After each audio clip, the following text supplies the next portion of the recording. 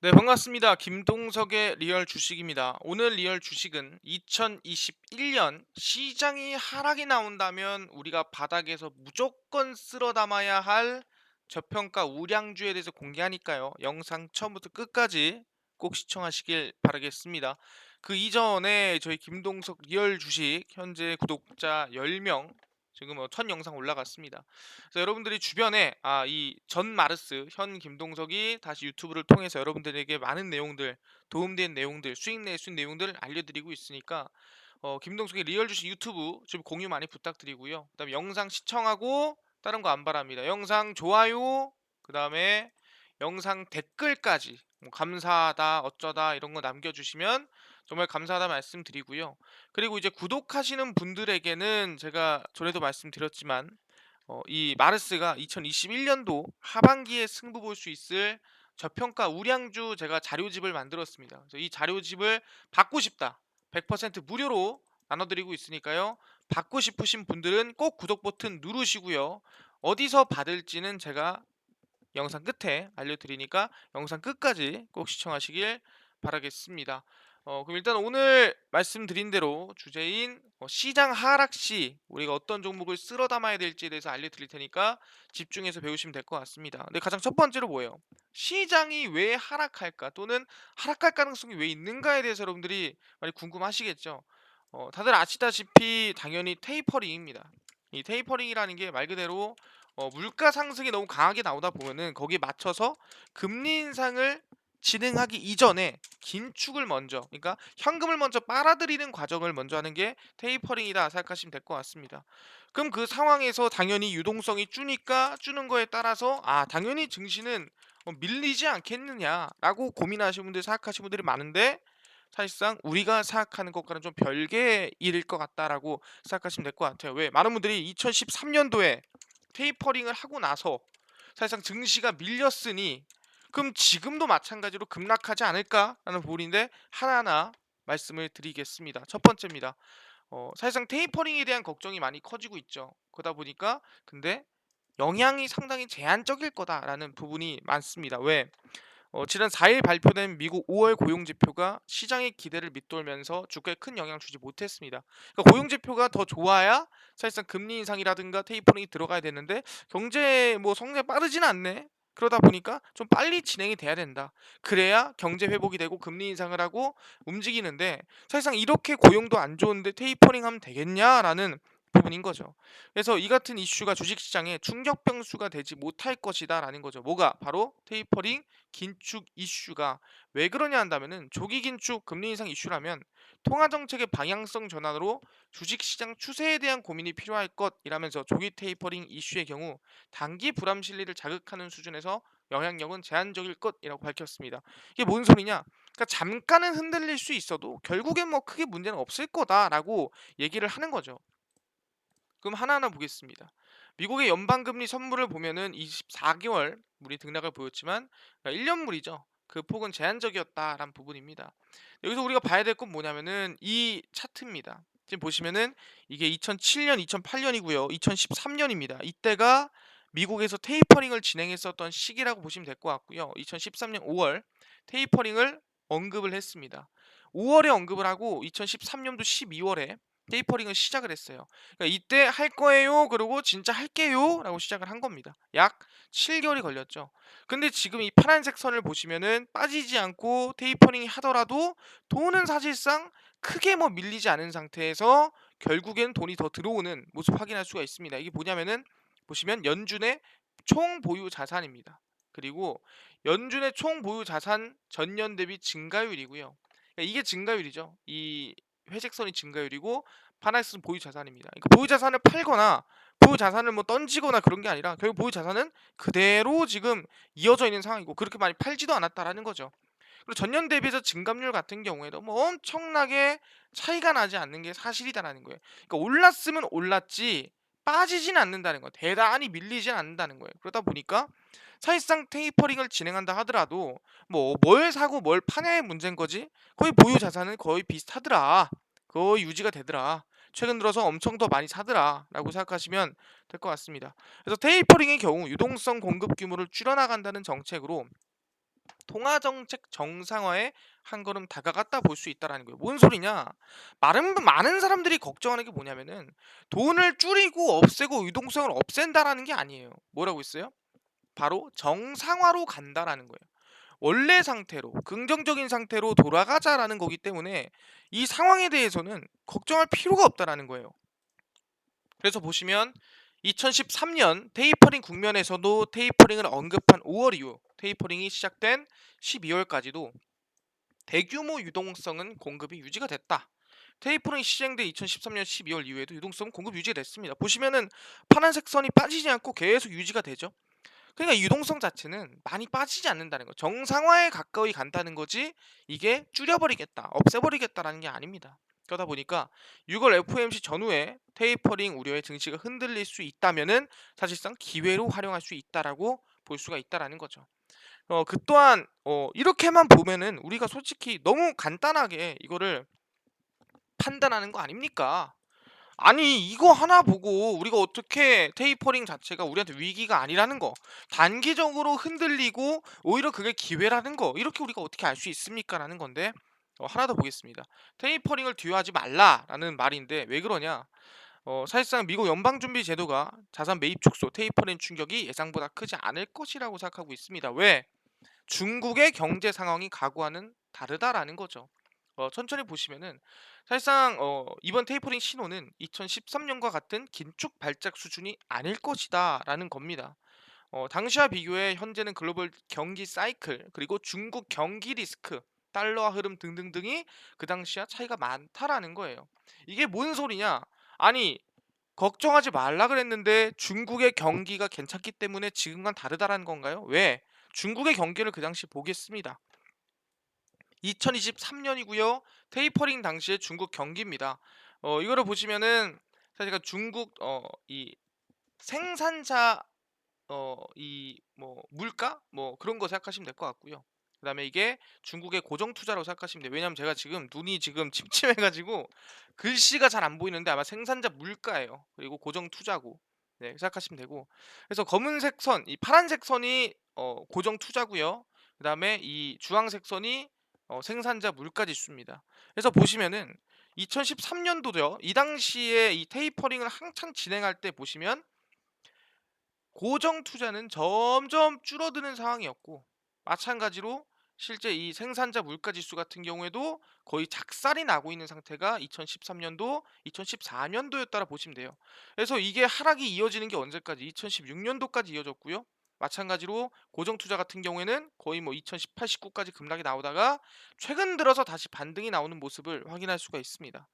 그러다 보니까 뭐냐 그 당시에는 워낙에 중국 경기가 좋지가 않았다라는 거죠. 생산자 물가 지수도 급락이 나와 고정 투자도 급락이 나와 다 급락이 나오는 상황이었기 때문에 사실상 아시아 국가라든가 아니면 주변 국가들이 사실상 버텨내기가 쉽지 않은 이 테이퍼링을 감당하기 쉽지 않은 그런 상황이었다 보시면 돼요.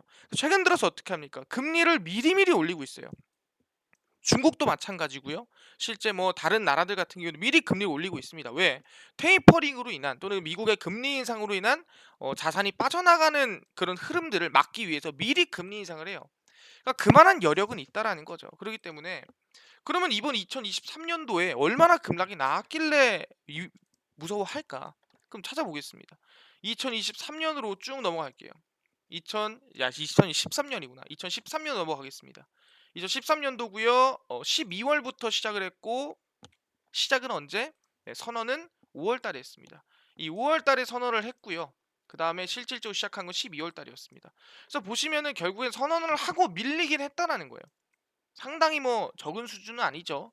10%에서 거의 20% 가까이 밀렸기 때문에 상당히 많은 수준으로 밀린 상태였고 뭐 10%한 15% 가까이 하락이 나왔고 그리고 나서 사실 기술적 반등은 아니더라도 상승세가 나왔다는 거죠. 왜? 이거는 뭐다? 정상화로 가는 과정인 거지 실질적으로 돈을 줄이고 유동성을 줄이는 과정이 아니라는 거예요.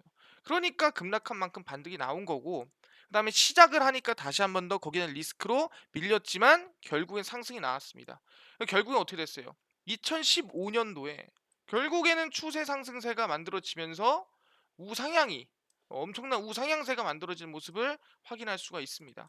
이처럼 실제 2013년도에는 흔들었습니다. 흔들었어도 오히려 반등세가 더 크게 나오는 경우가 있었어요. 근데 이번 2021년도 길더라도 2022년도에 나오는 테이퍼링 같은 경우에는 오히려 2013년도보다 더 약한 수준에 가까울 것이다. 중국 경기 괜찮습니다. 다른 나라들 금리 인상할 만큼 지금 여력이 됩니다. 대한민국도 미리 금리 인상 예상하고 있습니다. 경제 수준이요 나쁘지 않아요. 그렇게 막 무너져 있거나 다들 우하향 때리는 상태가 아니에요. 그렇기 때문에 과거 테이퍼링에 비해서 이번 테이퍼링은 단기적인 영향에 그칠 가능성이 높다라는 거예요. 그 뜻은 뭐냐? 오히려 우리한테 기회라는 거죠. 오히려 저점의 바닥에 살 수 있는 기회라는 거. 어떤 종목 가치가 있고 저평가돼 있고 충분히 상승 우상향이 랠리가 기대가 되는 종목들을 최저점에 매수할 수 있는 바닥에 쓸어 담을 기회라는 거예요. 그럼 그 종목이 뭐가 있는가 하나하나 말씀을 드리겠습니다. 첫 번째가 MLCC라는 관련주입니다. 아니 MLCC가 뭔가요? 라고 물어볼 수도 있을 것 같아요. 근데 요즘에 아시는 분들이 많을 겁니다. 내 스마트폰, TV 뭐 어디 다 들어갑니다. 전자산업의 쌀 MLCC가 미래차 시대 이끈다라는 건데 전자산업의 필수 먹거리로 여겨지는 적층형 세라믹 축전기가 MLCC입니다. 어렵죠?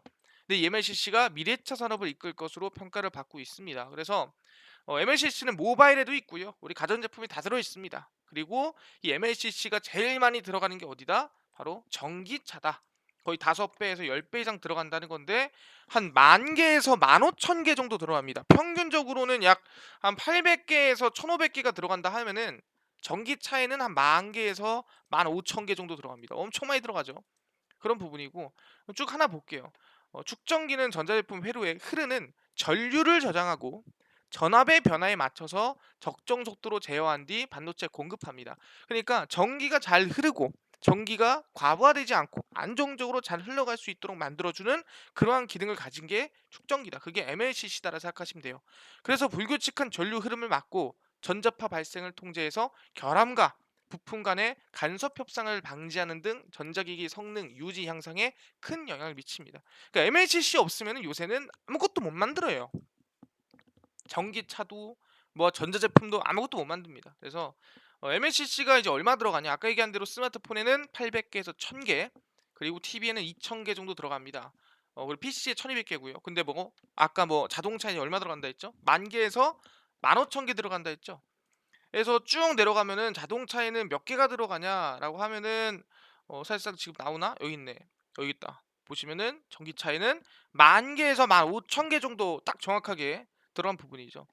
그래서 자동차 전장용 MLCC는 모바일 기기, 일반 가전제품에 사용되는 MLCC보다 최대 5배 이상의 가치를 지닙니다. 그러니까 지금은 원래는 우리가 스마트폰에만 이런 MLCC가 많이 들어갔는데 요즘에는 전기차를 타게 되면서 이 전장용 MLCC가 엄청난 성장세가 만들어지고 있다는 거죠.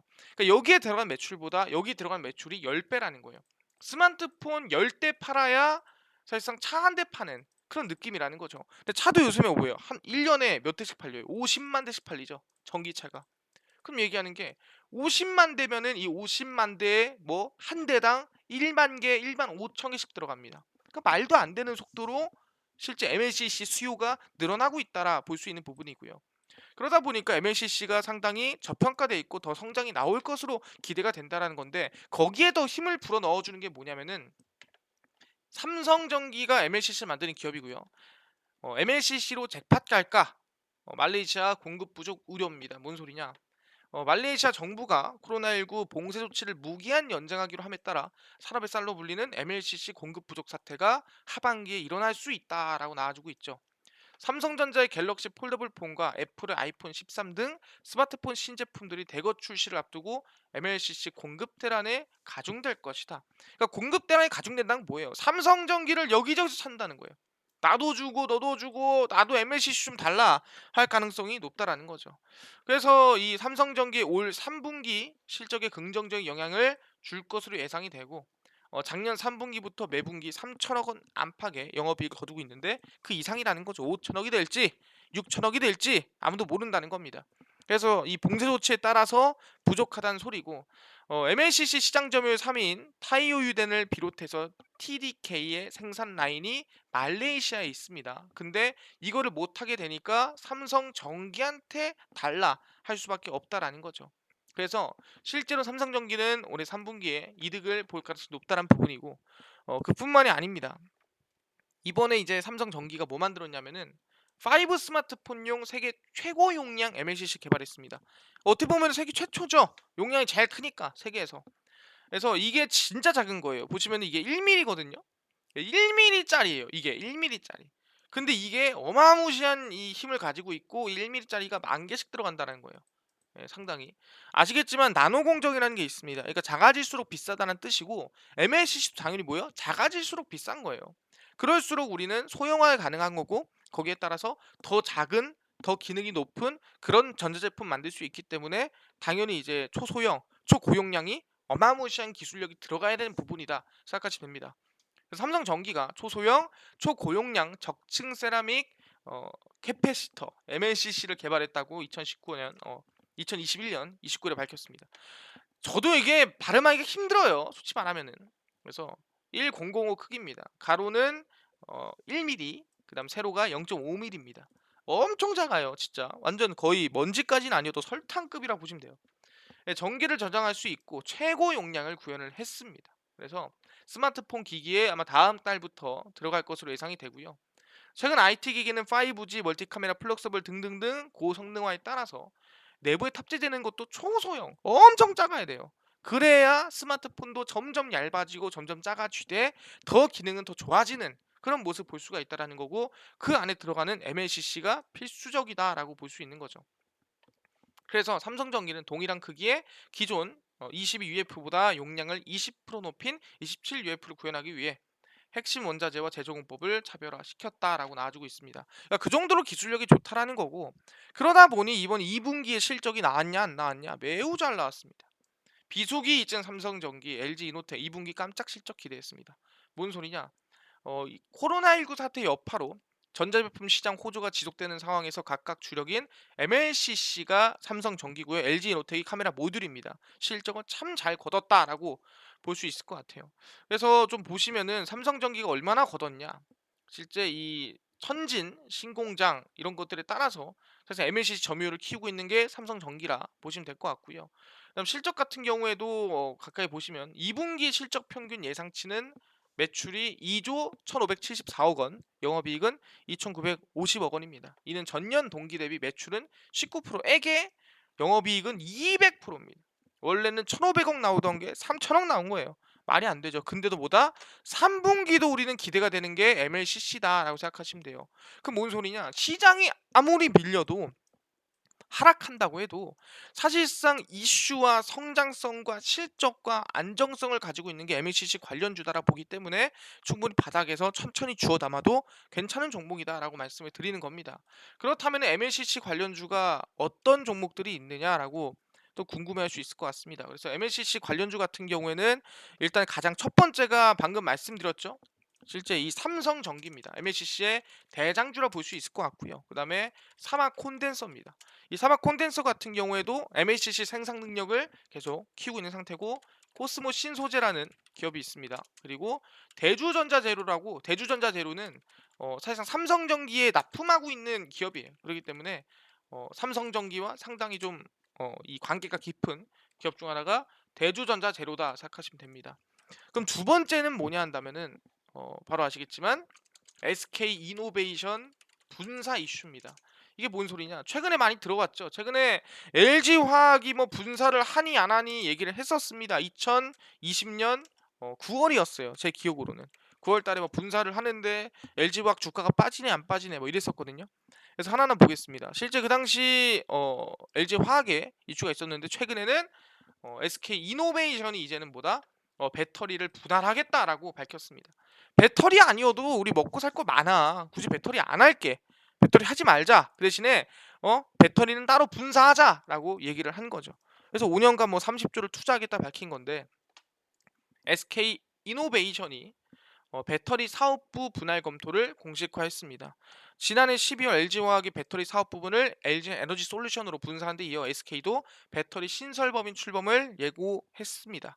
거기에 따라서 배터리 업계에서는 SK 이노베이션이 물적 분할 방식으로, 그러니까 LG화학과 똑같은 방식이에요. SK 이노베이션 지분 100%로 이노베이션 지분 100%로 자회사를 차리는 거예요. 그러면은 얘는 뭐다?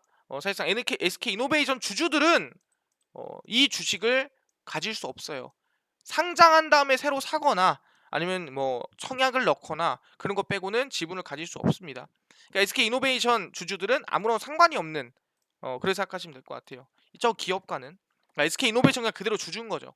그래서 물적 분할 방식으로 연내 분할 작업에 착수할 것이란 관측이 실리고 있고, 해외 생산 시설을 늘리는 과정에서 투자금 확보가 절실하기 때문이다. LG 에너지 솔루션도 자금 마련을 위해서 연내 상장 추진하고 있고, 거기에 따라서 상당히 뭐 많은 돈을 좀 끌어들였다 생각하시면 됩니다. 그래서 SK 이노베이션이 사실상 분사를 하게 되면 기업 가치 빠지는 거 아니에요? SK 이노베이션이 배터리가 상당히 중요한데 배터리 빼면은 급락하는 거 아니냐. 그래서 SK 이노베이션 주가가 좀 하락하고 있는 상태입니다. 주주들이 뿔이 났겠죠. 아니 난 배터리 때문에 SK 이노베이션 중장기로 샀는데 배터리 분할하면 어떡하냐라고 얘기할 수 있다라는 거죠. 근데 뭐다? 괜찮아요. 우리는 다른 걸로 더 많이 벌고 성장할 수 있습니다. 버린다는 게 아니죠. 우리는 지주회사로서 지분 100%를 가지고 있을 겁니다라고 했는데 사실상 뭐 이거는 말이 통하지가 않는 수준이죠. 그래서 많은 분들이 걱정을 합니다. 과연 SK 이노베이션이 분사를 하면은 SK 이노베이션한테는 악재고, 과연 SK 이노베이션은 급락이 나오겠는가의 걱정에 대해서 하나하나 말씀드리겠습니다. 똑같이 있었어요. 언제? 2020년 9월입니다. 그 당시 LG화학이 배터리 분사합니다. 그래서 우리 개미 투자자분들이 화가 너무 많이 났어요. 미쳤냐? 이거 급락하는 거 아니냐? 이거 기업 가치가 이거 박살이 나겠다. 그래서 배터리 사업 분사 결정 후 후폭풍이 상당히 거셌습니다. LG화학이란 배터리 보고 샀는데 이거 장난 아니야. 배터리 회사 주식도 안 주고 물적 분할하면은 돈도 안 되는데 이거 너무한 거 아니냐 해서 개미들이 엄청 팔았습니다. 그래서 약 3월 19일부터 이달 16일까지 LG화학을 9,720억 원어치 순매수를 했는데, 개인들이 이거를 중요한 게 뭐냐면은 넘어가서 이제 이 LG 화학을 분사를 하는 걸 보고 거의 뭐 밑으로 다 때려 박았다라고 생각하시면 될 것 같습니다. 그래서 물적 분할한다 밝혔고요. 물적 분할하면은 돈을 받을 수 없습니다. 그래서 각종 주식 커뮤니티에서 난리가 났었어요. 불매운동 하겠다, LG 안 쓰겠다, 뭐 이랬습니다. 그래서 반발이 매우 거센 상태였고, 거기에 따라서 뭐 급락이나 하락세도 어느 정도 나왔다라고 보시면 됩니다. 그래서 보시면은 LG 화학이 얼마나 빠졌느냐라고 한다면은 그 당시가 2020년 9월이었습니다. 이때거든요. 이때 보시면은 주가가 발표하고 나서부터 쭉쭉쭉쭉쭉 급락이 나와서 뿔이 날만 하죠. 왜냐면은 뭐 거의 80만 원 근방까지 갔던 애가 갑자기 60만 원까지 오게 되면은 나 같아도 화가 날 것 같습니다. 마이너스 뭐 25% 정도 된 거니까 화가 납니다. 근데 그리고 난 다음부터 어떻게 됐어요? 실제로 LG 에너지 솔루션이 분사를 하고 나서 출범을 하고, 출범한 다음에 상장 준비를 하면서 화학은 상승세나 급등세가 좀 더 크게 나오는 모습이 있었습니다. 지금의 모습 보더라도 사실상 좀 눌리긴 했지만 그렇더라도 다시 LG 에너지 솔루션의 상장 준비에 대해서 기대를 가지고 지금 바닥에서 다시 추세를 돌리고 있는 중이에요. 실제 보시면은 그 LG 에너지 솔루션이 얼마짜린데, LG 에너지 솔루션이 약 몸값이 100조입니다. IPO 최대여예요. 지금 LG화학이 시총이 얼마? LG화학이 시가총액이 지금 59조입니다. 지금 부모님이 얼마? 부모님이 59조인데 자식이 얼마? 자식이 100조다. 미친 거죠. 이거 상장합니까 안 합니까? 나 같아도 분사해서 상장시키죠. 내 몸 안에 있을 때는 해봤자 뭐 몇 조 안 되는데 나오니까 얘가 100조짜리가 돼버렸어. 그럼 당연히 상장시키는 게 맞죠. 그래서 보시면 어, 몸값이 50조에서 100조 규모로 관측이 되는 LG 에너지 솔루션이 공식적인 상장 일정에 돌입을 했습니다. 그래서 LG화학에서 물적 분할을 해서 설립이 됐고요. 2차 전지 제조업을 주요 사업을 하고 있습니다. LG화학에서 나왔습니다. 그래서 지분 100% LG화학 거예요. 그래서 연결 기준 매출은 1조 4천억이고 영업 손실이 4,752억, 당기 순손실 4,518억입니다. 근데 올해 분기별 흑자 전환했습니다. 그래서 이제 2020년 분기별 흑자 전환 시켜서 1년은 적자지만 분기별로는 흑자를 돌렸어요. 그래서 이제 이걸 분사를 했다 생각하시면 됩니다. 그래서 거래소 승인과 금융위원회 증권신고서 제출, 기간 투자자, 수요 예측 등등등 해서 아마 9월, 10월쯤에 상장할 것 예상이 되고요. 약 얼마? 100조! 많게 100조까지 예상이 된다라는 거예요. 말이 안 되는 거죠. 그래서 코스피 상장 종목 중 시가총액이 100조를 넘는 곳은 삼성전자 빼고는 아예 없다라는 거예요. 그럼 1등이 삼성전자고 2등이 LG 에너지 솔루션이다라고 우리가 볼 수가 있다라는 거죠. SK 하이닉스도 93조예요. 말이 안 되는 겁니다. 상장시키는 게 맞다라는 거예요. 만약 미국 갔으면 얼마예요? 미국 갔으면 2, 300조 했겠죠. 그 정도인 거예요. 그러다 보니까 충분히 저는 개인적으로 지금 SK는 이노베이션이 분사를 한다면은 오히려 이득이지 않나, 긍정적이지 않나 생각합니다. 단기적으로 흔들릴 수 있습니다. 단기적으로 움직일 수 있지만 오히려 주주가 아닌 사람들한테는 빠지는 모습이 더 매수 기회로 볼 수 있다라 생각하고요. 그 당시에 이제 LG 에너지 솔루션이 분사한다는 이슈가 있을 때 LG 에너지 솔루션에 납품하는 기업들이 급등이 나왔습니다. 사실상 그 당시에 어떤 기업이냐면은 처음이 신성델타테크였어요. 신성델타테크가 2020년도에 이 분사하고 나서 주가가 대략 뭐 많이 간다고 100% 가까이 상승이 나왔다 보시면 될 것 같습니다. 말도 안 되죠. 분사부터 시작을 하면은 이때 이제 130% 다시 한 번 더 한 100% 해서 총 얼마? 총 한 뭐 300% 가까이 급등이 나왔고요. 최근 상장한다 그래서 다시 눌렸다가 한 번 더 주가가 한 100% 올랐습니다. 그래서 신성델타테크가 LG에 좀 수혜를 좀 많이 받았다 보시면 될 것 같고요. 나인테크도 마찬가지예요. 나인테크도 영향받고 좀 많이 올랐죠. 2020년 9월 달에 영향받고 약 한 100% 가까이 급등이 나왔습니다. 실제로 그 당시에 나라 M&D라는 기업도 마찬가지로 이제 납품하는 기업이었죠. 그래서 이제 분사 이슈로 주가가 약 한 100% 가까이 급등이 나왔습니다. 마찬가지로 SK 이노베이션도 뭐 분사하면은 뭐 기대감 나오지 않겠어요? 그죠? SK 이노베이션에 납품하는 기업이 제가 또는 계약된 기업이 몇 개가 있는지 모르겠는데 일단 제가 찾은 거는 한 개입니다. 바로 인지 컨트롤스라는 기업이에요. 그래서 이 인지 컨트롤스가 SK 이노베이션과 약 2천억 규모, 작은 규모가 아닙니다. 공급 계약을 체결을 했습니다. 그래서 SK 이노베이션과 2,500억 규모의 공급 계약을 인지 컨트롤스가 체결을 했고요. 계약 내용은 포스바겐 MEB 플랫폼 배터리 제품 생산 계약입니다. 그래서 인지 컨트롤스가 제 생각에는 SK 이노베이션과 상당히 좀 깊은 관계를 가지고 있다라고 생각을 하고요. 거기에 맞춰서 저는 일단은 인지 컨트롤스를 보는 게 좀 중요하다라고 말씀을 드립니다. 인지 컨트롤스 같은 기업 자체도 좋은 기업이라 충분히 증시가 밀려도 안정적으로 모아갈 수 있는 기업이지 않을까 생각합니다. 세 번째는 뭐냐? 바로 토스뱅크입니다. 최근에 본인가가 났죠. 근데 이 토스뱅크 같은 경우에는 언제 9월 달에 출범을 앞두고 있습니다. 제3의 인터넷 뱅크죠. 처음이 카카오뱅크, K뱅크, 그 다음에 토스뱅크입니다. K뱅크가 뭔지 카카오뱅크가 뭔지 기억이 안 나는데 어쨌든 제3의 뱅크라 생각하시면 되고요. 인터넷은행 삼국지 시대에 막이 올랐습니다. 9일 오후 정례회의를 열고 토스뱅크 은행업 본인과 안건을 심사해 승인을 했습니다. 그래서 은성수 금융위원장은 토스뱅크에 대해서 새로운 인터넷 전문은행의 등장이 소비자의 선택권을 넓히고 금융산업의 경쟁과 혁신을 가속화하는 데 크게 기여를 할 것이다 라고 밝혔죠. 그래서 인가 이후 토스뱅크가 차질 없이 성장할 수 있게 손익분기점 도달 예상 시점인 오는 2025년까지 증자계획 이행을 부대 조건으로 부과했습니다. 그래서 열심히 토스뱅크가 성장하자라는 거예요. 2019년 12월 은행업 예비인가를 받았고요. 그 다음에 올해 2월 본인가를 신청해서 4개월 만에 승인을 받았습니다. 근데 워낙에 돈을 투자를 많이 받았어요. 이 토스뱅크의 모회사가 비바 리퍼블리카거든요. 이 비바 리퍼블리카가 토스뱅크를 앞두고 약 3천억 규모로 전망이 됐지만 5천억 규모의 투자자 모집이 이루어지면서 어마무시한 성장이 나왔다라고 생각하시면 됩니다. 그래서 토스뱅크는 사실상 돈 많은 사람보다는 좀 중금리, 그러니까 좀 돈이 없고 그 다음에 조금 좀 소외된 분들을 위해서 대출해주거나 좀 도와주는 그런 영향을 좀 많이 하고 있습니다. 그래서 올해 말 34.9%로 시작을 해서 중금리 대출이 내년에는 42%, 2023년도 말에는 44%까지 중저신용자 대출 비중을 늘릴 것이다.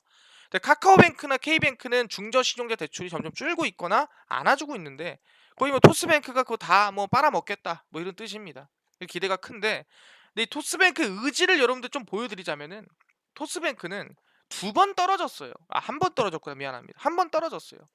2019년 2월에 한 번 4월인가? 4월인가 한번 뚝 떨어졌다가 예비인가가 통과가 안 났습니다.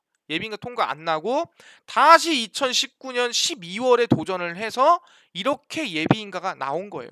보시면 언제죠? 2019년 12월 16일이죠. 약 2년 전입니다. 그래서 보시면 금융위원회가 16일 정부청사에 임시회를 열어 예비인가를 통과를 시켰습니다. 그래서 2021년 7월 이게 지금이 됐어요. 그래서 한 번 떨어졌음에도 불구하고 다시 도전해서 12월에 통과한 기업이 토스뱅크다. 그 정도로 의지가 강력해요. 그러다 보니까 기대감도 큰 거죠. 언제 출범한다? 여기 나와 있지만 7월에 출범한다. 근데 7월에 출범 안 되고 언제 2개월 늘어져서 9월에 출범한다라고 생각하시면 됩니다. 그럼 중요한 건 뭐냐? 아, 그래서 토스가 뭐 기대가 큽니까? 크죠. 기업 가치 얼마? 8조다. 생각하시면 됩니다. 8조면은 어느 수준이냐라고 물어볼 수 있을 것 같은데 현재 기업은행 기준으로 말씀을 드릴게요. 기업은행 시가총액이 현재 얼마입니까? 기업은행이 지금 7조입니다. 7조 7천억. 기업은행이 거의 뭐 8조 수준이라고 생각하시면 될 것 같아요. 얘네가. 그럼 뭔 소리냐? 토스뱅크가 만약에 지금 본인가를 신청하자마자 출범을 하자마자 얘네는 뭐다? 예, 기업은행급이다 라고 생각하시면 돼요. 기업은행과 맞먹을 수 있다. 그게 바로 지금 토스뱅크다 라고 생각하시면 되고 천천히 보겠습니다. 그래서 토스뱅크를 보시면은 금융 플랫폼 비바 리퍼블리카가 4,600억 유상증자 규모로 확정을 했습니다. 그래서 기업 가치가 얼마 8조 원을 넘어서면서 말도 안 되는 정말 15조 원을 의미하는 데카콘을 눈앞에 두게 됐습니다. 그러니까 10조 원도 넘어설 수 있지 않을까라는 기대감인 거예요. 그래서 실제 KDB 산업은행이나 미국 투자사 알키온 같은 기업들이 돈을 싸들고 와가지고 나도 좀 투자하게 해주라면서 참여를 했고요. 그래서 약 8조 2천억 원으로 기업 가치가 올라갔습니다. 2018년에 기업 가치가 1조 2천억 원으로 국내 유니콘 기업이 됐고 3년 만에 몇 배가 올랐어요? 거의 7배에서 8배 가까이 올랐다 보시면 됩니다. 그래서 유상증자에 따라서 상당히 뭐 성장이 많이 나온 부분이고 KDB 산업은행이나 알키온처럼 큰 손들이 많이 들어오다 보니까 기대감이 더 커졌다라고 생각하시면 될 것 같습니다. 그래서 이 토스뱅크가 성장함에 따라 당연히 뭐예요? 지분 가치도 올라가겠죠. 그래서 토스뱅크 지분 관련주나 충분히 토스뱅크와 뭐 엮여 있는 관련주가 좀 중요하다 말씀드립니다. 그래서 이거는 아까 좀 본대에서 확인할 수 있을 것 같아요. 아까 토스뱅크 우리가 기사를 하나를 봤었는데 거기서 우리가 확인할 수 있는 게 있는데 사실상 토스뱅크의 지분을 누가 가지고 있느냐, 토스뱅크의 지분을 가지고 있는 기업이 어디냐에 대해서 여러분들이 좀 알아볼 필요가 있습니다. 첫 번째로 한국 어, 전자인증이다라고 말씀드립니다. 한국 전자인증은 토스뱅크와 좀 인연이 깊습니다. 그래서 사실상 이제 이 뭐 인증 관련된 사업도 거의 독점으로 하기도 했고 그뿐만 아니라 실질적으로 지분도 어느 정도 가지고 있기 때문에 그 관련해서는 해볼 만한 지분 4%인가 아마 가지고 있을 거예요. 그 근처거나. 그리고 실제 이월드 같은 경우에도 관련된 기업이라 볼 수 있을 것 같고요. 근데 한국전자이 움직이니까 한국정보인증도 같이 움직이더라고요. 이거는 좀 전자인증의 후자 정도로 보시면 될 것 같고 그다음에 한화투자증권 또 이제 지분을 가지고 있다라고 생각하시면 될 것 같아요. 그래서 토스뱅크 관련주는 일단 이 정도로 보시고 대응하는 게 맞다라고 말씀드립니다. 그래서 이 종목들은 뭐다? 시장이 밀려도 충분히 기대감이 큰, 충분히 바닥에서 주워 담아도 되는 그런 종목들이라고 설명드리겠고요. 이런 종목들 충분히 저평가된 또는 바닥에서 주워 담아도 되는 또는 시장에 밀려도 기대감이 큰 종목들은 제가 항상 여러분들에게 알려드릴 거예요. 어디서? 바로 이 김동석의 리얼 주식 유튜브에서 알려드릴 테니까 딴 거 안 바랍니다. 저희 유튜브 구독 버튼 꼭꼭꼭 눌러주시고 우리 영상 좋아요 그 다음에 좋은 말이든 나쁜 말이든 댓글까지 꼭 달아주시면 김동석의 리얼 주식 저희 구독자 1000명, 2000명, 10,000명, 20,000명 늘어날 수 있을 것 같고요. 저희가 곧 어플 출시를 앞두고 있습니다. 그래서 이 어플이 곧 출시가 되면은 방금 말씀드린 저희 앞에 얘기했던 2021년 하반기 승부주 우량주 탑3 자료집이거든요.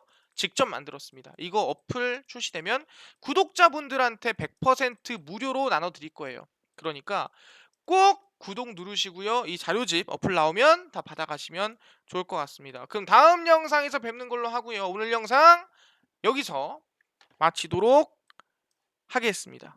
감사합니다.